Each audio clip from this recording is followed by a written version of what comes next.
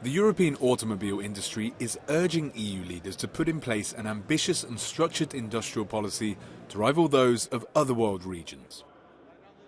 According to Luca Di Maio, the new president of the European Automobile Manufacturers Association, Europe's approach is to regulate the industry to achieve zero emissions, while other regions like the United States and China are stimulating their industry in the green transition. Speaking to journalists at the association's headquarters in Brussels, Di Maio demanded decisive action to avoid the risk of de-industrialization in Europe.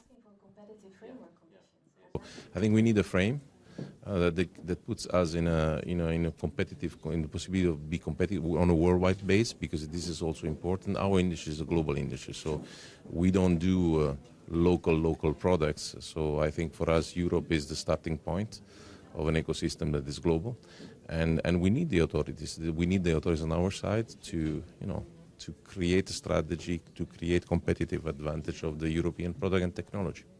The association's push came a day before the European Commission is set to roll out proposals to support investments in green sectors.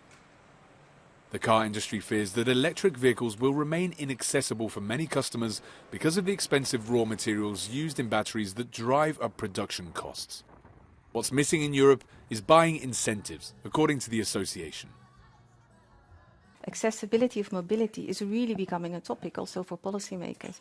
And that is because now reality starts hitting the ground, right? With the Green Deal, we have had a huge amount of ambitions being enshrined in regulation, and that is really pushing Europe, including its industries, which is good.